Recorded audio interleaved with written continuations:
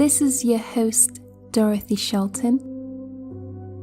Today you're going to listen to the beautiful near-death experience of Jane Thompson. During her near-death experience, she learned many lessons. Lessons about oneness, healing, our soul's purpose, and ultimately how to live a fuller life. She also learned that death is nothing to fear and only the next step in our evolution as souls.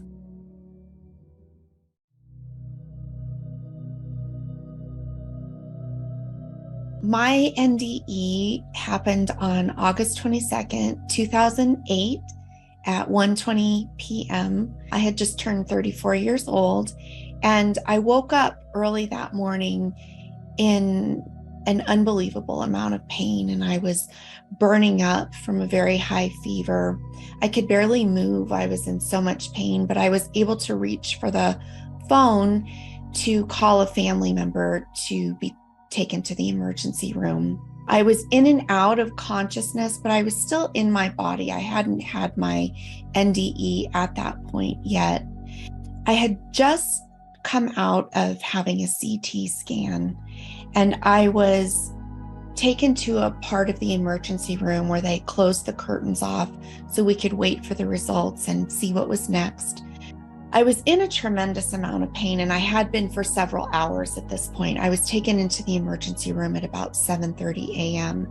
that morning, so I had been through a lot. The pain was increasing, my fever was getting worse, and I was very weakened from being in so much pain for so long. And so as I was lying there on the hospital gurney with my eyes closed, I began convulsing, and my head had so much pressure in it. I could feel the veins popping out. I felt like my head was going to explode from all of the pressure. And right when I knew I couldn't take anymore, I went very internal. I disconnected completely from the external world, from everyone that was around me, from everything that was outside of my body. I thought to myself, I'm dying. This is what it feels like to die. And I wasn't scared. It was just a very matter of fact knowing. And right at that moment, I popped out of my body. I was no longer attached to my body, and the pain was completely gone. I was so detached that I then noticed that I was up on the ceiling of the room that I was in. And I was looking down at the scene below me, and I could see my body lying there on the gurney, but I could see that my essence was no longer a part of that body, that it was just the shell of who I am. I saw the people around me scurrying around. I felt their various emotions of being frightened, being bewildered, wondering what was happening, moving into action, assessing. And I just looked at this strictly from an observer's perspective. I was just noticing and almost taking note of what was going on. And I started floating up, and I saw these little balls of white energy pinging around and bouncing around. And those were the souls of everybody that was in the hospital. And I saw how each ball of white light, how each soul was connected by a thin iridescent line. And that's oneness and the way that we're all connected. And then that's when everything started to speed up. And I felt myself very quickly going into the tunnel. I felt like I was on a roller coaster because it was fast and you don't know exactly what's going to happen, but it's exhilarating and it was exciting and almost joyful in a sense of, oh, I wonder where this is taking me. And the tunnel ride was very brief. And then I immediately dropped out of the tunnel into the white light.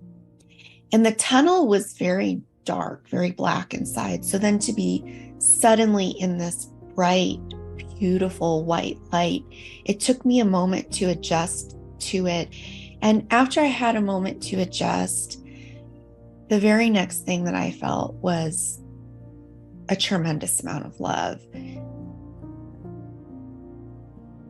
Love that even I get emotional even talking about it today. It was the most pure, unconditional love I have ever experienced in my life. You know, it was love for me that no matter what I had ever done in my life, what I had ever been through, it was just pure and unconditional love for me. The closest I've ever come to that feeling of love on earth is when my daughter was first born, and I had her after my NDE. The first time she was handed to me and the first time that I held her, I remember looking in her eyes and she was looking in my eyes, and that love that I felt for her and that I could feel that she felt for me, that her soul could feel for me, it was very pure and it was very unconditional. The love in the light is even bigger and deeper than that, which is really hard to wrap my head around as a human being, now back in a human body. It's because when I was out of my body during my NDE, I was stripped of ego. I was stripped of the limitations of my brain. I was stripped of the limitations of my body. And the light that I was in didn't have any of those limitations either. And so there was enough room for this complete, deep, unconditional, pure love. I had this realization that is me also, that I am that love, that we human beings, we are that love. Every soul is that love because we are one with that light as well. It's just when we come into our bodies and onto planet Earth, we get that what's perceived as a separation, but the separation, it's just an illusion. And so as I was soaking up that love, I realized that that's also who I am too, and that I'm always one with that, and that I had never been alone, even though I had felt alone many times in my life, that light and that love had always been with me. Part of the peace that I experienced was that even though I had been in a tremendous amount of pain during the hours coming up to my near-death experience, I forgot about all of that pain once I was out of my body and in the light. And I know there's a big fear of death. And I also had a fear of death, of what would be next. And I think a lot of us too also have a fear of how we will die. Will it be quick, or will we have to go through a lot of pain or illness? And a lot of the peace that I had once I was in the light was that whatever I had to go through in order to transition out of my body, even though it was a lot of pain, it wasn't even a thought at that point. It was just something that was in the background for me. And so there's a lot of peace in knowing that death isn't the end. Life is just a chapter. And however we do ultimately transition out of our bodies, there's nothing but peace and love that waits for us on the other side. I did not want to go back into my body after that beautiful experience that I was having in the light. That was the only place I wanted to be. I heard the firm but gentle and loving voice say, "You need to go back." And I continued to protest and try to get my way and say that I wanted to stay longer. But I knew that it wasn't a negotiation. And yet, as I continued to protest, I felt myself get nudged, lovingly nudged back into the tunnel, very quickly backwards through the tunnel. And then next thing I knew, I was back into my body. I re-entered my body through the top of my head. And then I was fully in my body long enough for me to register that I was back in this world, that I was no longer in that white light. The pain quickly returned. And then I was unconscious for several hours until much later that evening. I eventually found out the next morning that I had a kidney stone that got stuck in my ureter. So all the toxins that typically are filtered out from your kidneys, all of those toxins were going back into my bloodstream. And my entire bloodstream had become severely infected. My internal organs were infected, systematically shutting down, and I had gone into septic shock. I saw a couple of family members that looked very frightened, very concerned. Medical staff was there. My surgeon was there. And I wanted to tell everybody, don't worry. If I was supposed to die, if I was supposed to be dead, if this was the end for me, I would not have been sent back, but I wasn't able to do that. Honestly, took several years to process a lot of what I really learned during my near-death experience and what I really learned when I was in that beautiful white. And it was really the knowing that all is well. When we're in our bodies, the saying that all is well, it doesn't make sense to us. When we're here in our bodies, we don't have a complete picture of what's happening. We don't see all of the pieces that are going on.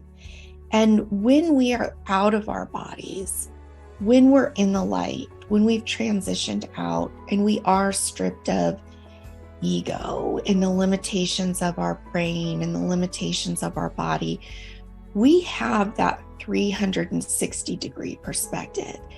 And when you have that 360-degree perspective, when you have the complete picture, when you see the complete picture, saying that all is well makes perfect sense. And that continues to bring me a lot of peace as I'm back in my body. There's a quote that I love that always helps to keep me in that peaceful place of all is well and in the peaceful place of flow. And it's, nature does not hurry, yet everything is accomplished. And there's so much truth to that. If we can just get out of our own way long enough to allow that to be. And so I was very motivated after my NDE to look at my trauma and to heal my trauma. And healing isn't always fun, but it's so worth it because you want to have those holes filled back in and you want to feel complete so you can live in the peace of being your true and authentic self. And so you can experience the abundance and the love and the joy of really being in alignment with your soul's purpose. Your trauma is your clue for knowing where your healing is. And our trauma and our conditioning, it's what we learn from. And our parents and our caregivers, I truly believe that they did the best they could with what they had. It's taken me a while to be able to say that and truly believe that and to heal any resentments that I might carry with me. Once you get there, there's a lot of peace in that too. And if we can all look at our traumas, look at our wounding, and do what we can to heal that, our holes will start to get filled back in and the wounds will be healed and we will start to feel complete here on earth so we can live out our true purpose. Where you are in each moment, that is your purpose. And there's a lot of peace in knowing that. If you're having a bad day or if you're having a good day, if you yelled at your kids that day, or if you had a great day with your kids that day, you are always in your soul's purpose, because we are here to learn.